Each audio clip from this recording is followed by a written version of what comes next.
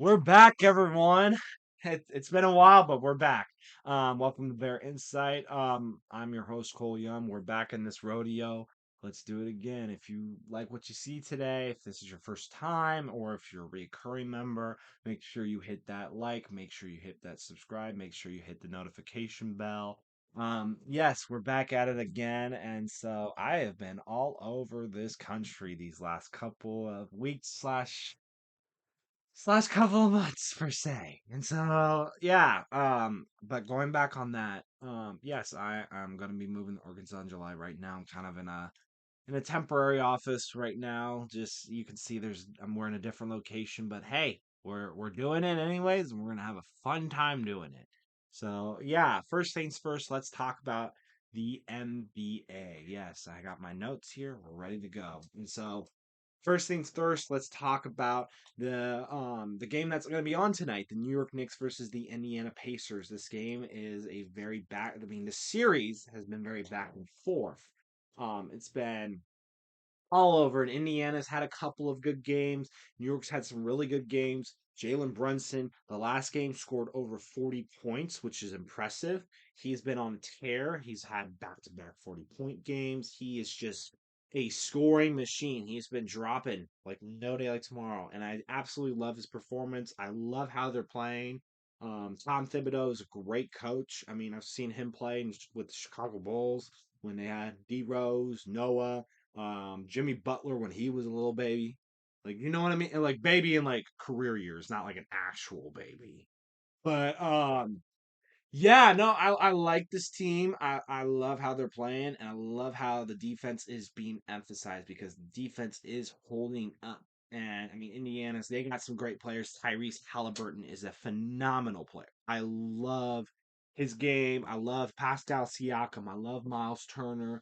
I like how they're playing. And so this has been a very gritty, this has been a very physical matchup. It's been back and forth like no day like tomorrow. And so yeah, I mean, New York won the last one, and if they win tonight, they will go to the Eastern Conference Finals.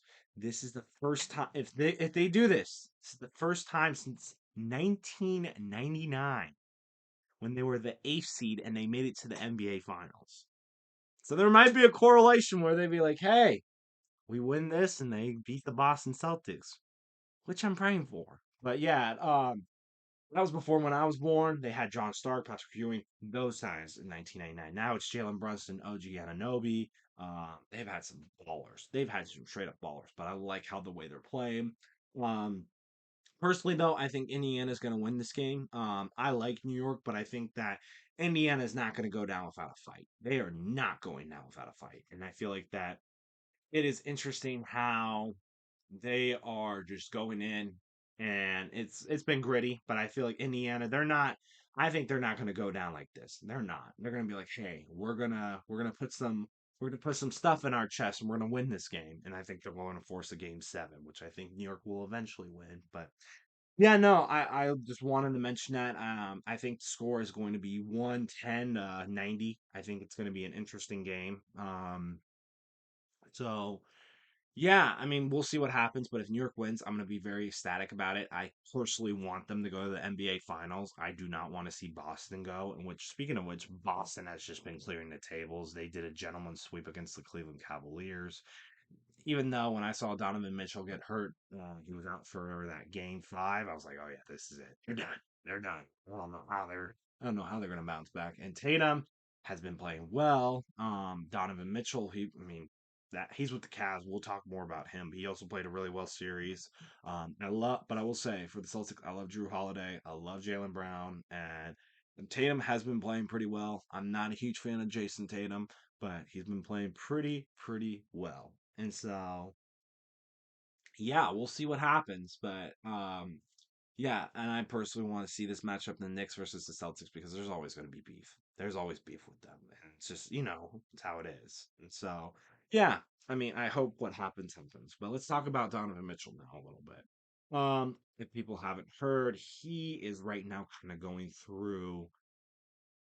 He's not happy with Cleveland. He's not happy with Cleveland. We're gonna tell it how it is. But Cleveland they lost, and there's been some reports that he is not happy with how this franchise is going. He personally was traded. He was traded by there from the Utah Jazz, and he's not too happy. I mean, Donovan Mitchell has been the carrier per se. He has done his best to do what he has to do per se. And I know Darius Garland's on his final year of his contract, rookie contract. I like him too, but he was out too, which hurt their chances. And yeah, Cleveland's got some decisions they got to make because they got to try to keep Donovan Mitchell or they keep Garland. They have some figuring out to do. And I've also heard that the Timberwolves are interested in Darius Garland, but there is a high chance that Donovan Mitchell will leave. And so if that's the case, I understand why. It makes sense, and I agree. And if he does leave, which I think is about a 75% chance he will, there's two teams I want to see him go. The New York Knicks, because I think the New York Knicks need another superstar. I think Brunson's done amazing. He has done amazing. But he is going to need a little more help. I think OG's great. They got pieces around him. OG's a great 3 and D. That's perfect. They need to get some other pieces as well. And I think having one more star, because Jalen Brunson is a superstar in this league. I think personally, he should have been an MVP candidate. If not, should have won the MVP this year. He was up there as my top three for MVP. I saw enough where I was like, this dude needs to be in the conversation, if not winning it. And so, looking back at it now, Jalen Brunson can only do so much for the Knicks. They're going to need one more person to do it. I think Donovan Mitchell is going to be that person. And I think, too, that's another superstar added. You have two superstars. You got it. Yeah, I feel like you got it. I mean, yeah, you could say, oh, well, look at Damian Lillard, look at Giannis Antetokounmpo. That's a different story. And you hired Doc Rivers, which then you got swept in the first round. I'm sorry, like there's no way you can't be excused for that. So yeah, there's that. We'll see what happens. And then another team I'm interested in is the Los Angeles Lakers. The Lakers are going to need all the help they can get, especially with LeBron James thinking about retirement. I'm sorry, but if you had Darvin Ham as your coach and he didn't do Jack Diddley in that series. I'm sorry. No bueno. No bueno. Yep, they're going to get a new coach, and I know LeBron wants to draft his son, which is, hey, nepotism. I get it. You're going to try to take care of your son as best possible. And then as well, you want to have JJ Redick as your head coach, which I actually think is a solid hiring. If they ever do that, I think he's a great. I like his analytics. I like how he takes his approach to the basketball game. Yes, I know he's a three and kind of a D guy, but his mind as talking about it seen as I've seen him watch on First Take and a couple of I just love how he breaks down the basketball game, and his podcast is amazing too, I will say that. And so I like what I see, and if the Lakers can hire him, that's a great get. Though getting Bronny James, I'm sorry, that's nepotism, and I get it. It's LeBron James. LeBron James is the greatest player of all time, but if you if you want your son there, I'm sorry, like that's just a little nepotistic in my opinion. And I have dealt with those people that be like, "Oh, I want my son on this team. I want someone on that team because of this and that and this." And I'm like, "You really got in because of your last name, didn't you? You really did." So, yeah, I'm like, it's a, I got to see him put the work in. Let's just see that. I know Bronny had a good 17 points in the rookie thing. We'll see. We'll see when he play against real guys like say like say like an you know what I mean, like Clay Thompson, like those types of ballers. You know what I mean? But yeah, no, I mean it's interesting. We'll see what happens on that end. And then yeah, we'll see on that. But yeah, let's talk about the next game, which is the Denver Nuggets versus the Minnesota Timberwolves. If people have not heard, that game happened yesterday. Denver has been playing phenomenal. I have loved what I've seen. Jamal Murray should be a superstar and he should be in an all-star game. He's never been nominated for an all-star game, and he's been a closer, a killer. I mean, look at him against the Los Angeles Lakers. Killed. Look at him just doing all the stuff that he did. But the Minnesota Timberwolves have put a halt to it. They have forced a game 7, people. And Anthony Edwards played phenomenal last night. I watched the game. I love how the ball movement was. I love the adjustments, how the Timberwolves were doing to Jamal. They were seeing a tendency where he gets doubled, he's gonna throw it to Jokic. They were like, nope. They steal the ball. They do it. I love how this team's playing. I love how every single person has his own role. Rudy Gobert, Karl Anthony Towns, McDaniel. I love McDaniels. I think he's a high flyer finisher. He is amazing. And then Anthony Edwards is a star. People call him the next Michael Jordan. I personally don't think he is, but I see why because he's a two and he's very athletic. I think Anthony Edwards is a better shooter right now in his time than Michael Jordan was.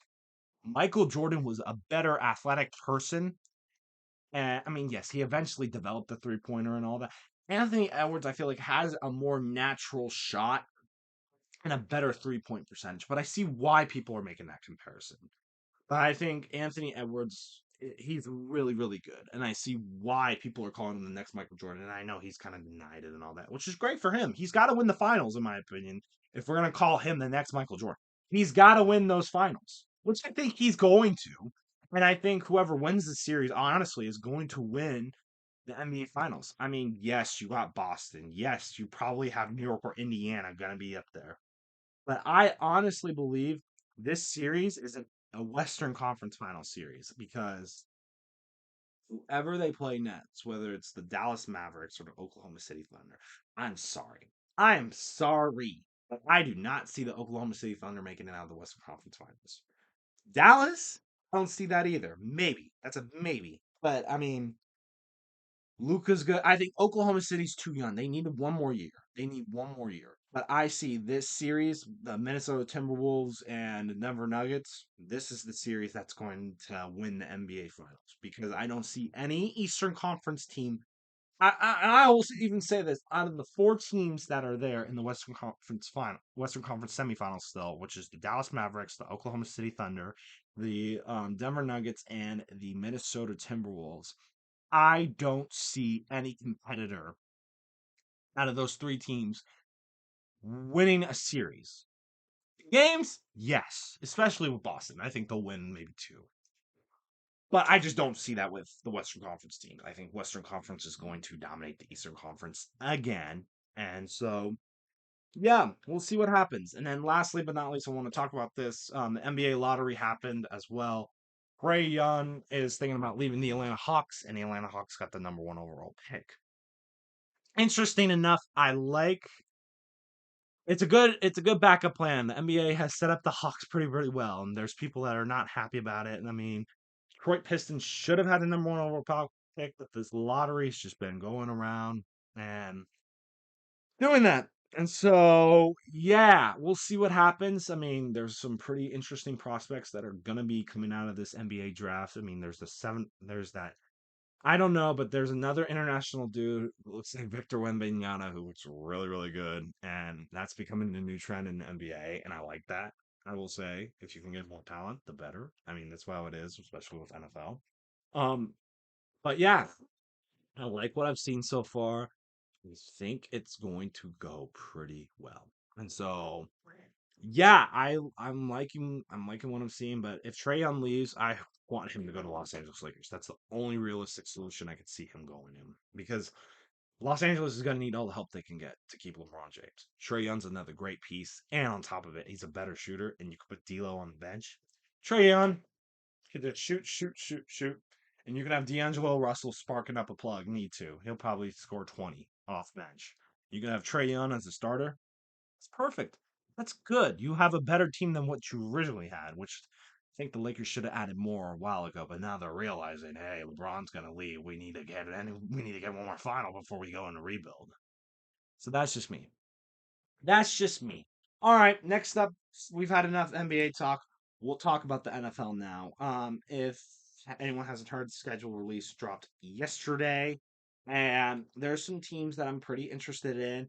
There are going to be some games that will be on Christmas Day, Black Friday, Thanksgiving. The Christmas Day games will be on Netflix, which I will not be watching those. I personally don't align with Netflix, and besides, their prices are astronomically high, astronomically high. I don't know why these subscription people, they just keep on raising the price every single year. What do you got there to game with? Why? But Yeah, good for Netflix though. They're gonna have some subscribers and some people watching and probably Pat's code share all of it, which hey, it is what it is. But yeah. So on besides that, there is also going to be there'll be six primetime games, the most for these three teams. That's going to be the most amount for any team this season. Those three teams are the New York Jets, San Francisco 49ers, and Dallas Cowboys. I'm not surprised about the Cowboys at all. Cowboys, they're always going to be relevant. They're always going to be relevant because of one man, Jerry Jones. He's going to be like, hey, I want this team. I want this team. I want this team. Whatever Jerry wants, he'll get. But it won't be receivables though. The Niners doesn't surprise me. A lot of people think they're good. I mean, honestly, I think they got a great core. I just think Purdy's in a wonderful situation that's just helping him promote himself. And the one I was really shocked about was the New York Jets. Is it because Aaron Rodgers has been saying stuff on his trail? I know he was talking to Tucker Carlson recently, all those guys. Which, hey, if he wants to say his opinion, do it. That's none of our business. He's got his opinion. I got my opinion. Everyone has their own opinion. Is it because of that? Or is it because that this Jets team actually looks good for some reason and maybe Aaron Rodgers doesn't tear his Achilles? I hope he doesn't. And I would love to see him do well against a team like a 49ers. I know they'll be playing week one. I personally think those week one matchups are a little iffy in my opinion because you're back in it. It's like with football. It's like when you always start week one, whether it's college, high school, NFL, you're always going to have kind of jitters and bugs, and it's real now. Tackling in college football is so different. That's why you see in the first week the tackling is just god awful. It's shit. But you look at it towards kind of like the end of the season, bowl games, it does regress a little bit because you have that time off. Um, it gets better as the season progresses because you're doing it more. But a lot of these coaches emphasize it not to bring people down to the ground, which is that's why tackling is awful because it's just like you try to keep as many players healthy as possible, but when you go with the real thing, you try to tackle week one, it's just awful. That's what I think the NFL is going to have a little bit, and you got new pieces there too, so it's not really kind of the original, but there's some games that I am interested in watching. One of them is the Ravens versus the Chiefs. I want to see that AFC Championship game happen again. I know Patrick Queen's gone; he's with the Pittsburgh Steelers, which is great. I mean, it's just great for Steelers fans. I think Steelers are actually going to be an underrated team to watch this year. I actually like the Steelers team. I think they're going to do really, really well. And to be honest, if Russell doesn't do well, which to be honest, I wish him he does well in a bounce back year because I thought he got blackballed by Denver. I really did. And so he deserves better, but I also say Justin Fields, I want him to play so bad. And I think Justin Fields is a great quarterback. He deserves a second chance. And whenever Russell Wilson, if God forbid, knock on plastic, he gets hurt, Justin Fields will be right there. So Steelers got a great 1-2 combo for the quarterback situation now. They got rid of Pickett. I think it was a good decision. And then you got Russell Wilson, and then you got Justin Fields. Great. I'm happy about that. But at the same time, though, yeah, we'll see what happens. We will see what happens. And so, yeah. And also, the Panthers do not have any primetime games. I forgot to mention that. There's one team that does not have any primetime games. Makes sense. They were ass. 2-15. No bueno. But, yeah.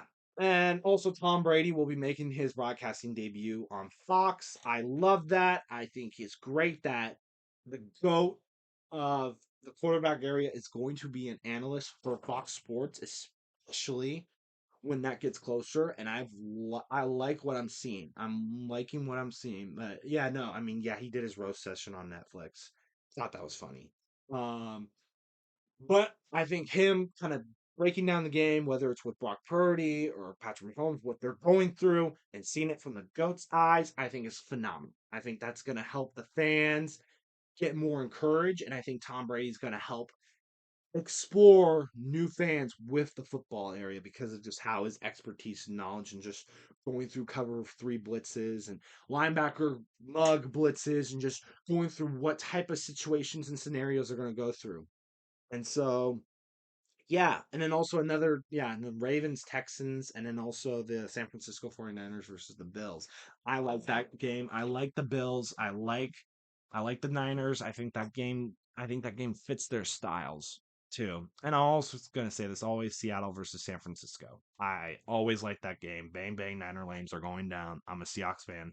Die hard. So there's that. And last story. If anyone has not known, the PGA Tour is going.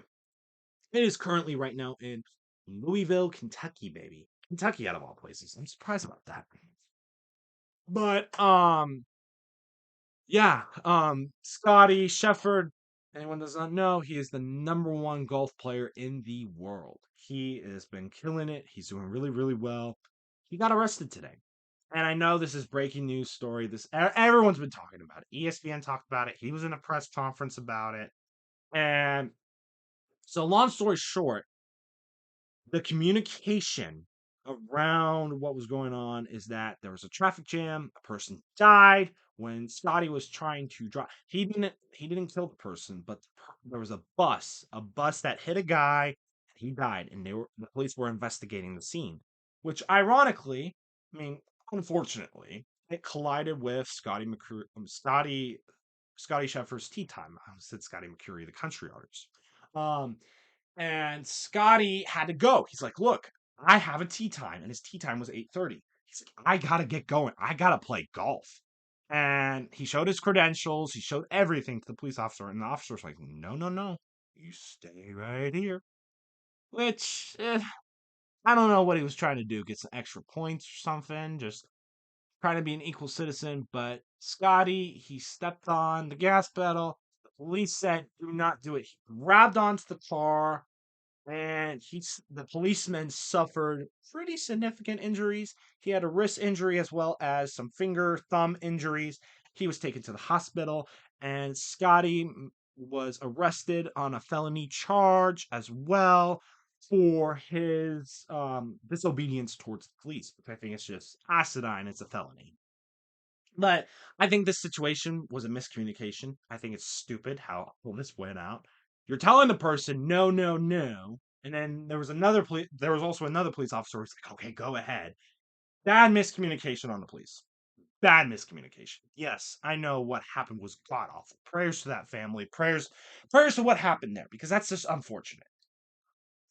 But you gotta get your stuff right. It's like on a play. It's like you gotta know exactly what you gotta do. And if there's any miscommunication, it's shablongo. It's done. It's so I don't like this. I mean, Scotty will probably plead guilty to a lesser charge. That's my hypothesis. We'll see what happens. I think this is just an unfortunate thing. Scotty said this was a first for him going to jail. I mean, yes, I got my speeding ticket back in Oregon. I knew I was shaking. Scotty was shaking like no day tomorrow. I cannot relate to him on how he getting arrested like that. I mean, that's just unfortunate. That's just unfortunate how those things came to be.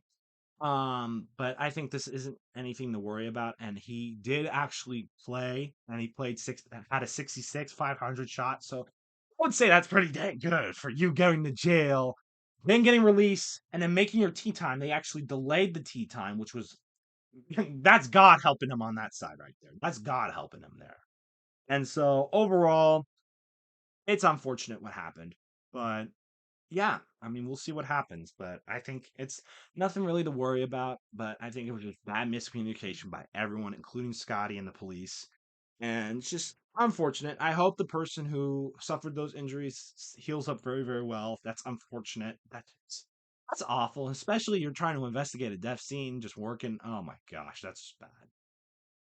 So yeah, that's the stories for this week. If you like what you saw, make sure you like, make sure you subscribe, make sure you hit that notification bell, stay up to date, people, and I'll see you again next week. I'll be providing more content. So yeah, we're gonna be back on this, baby. We're gonna be back on this rodeo.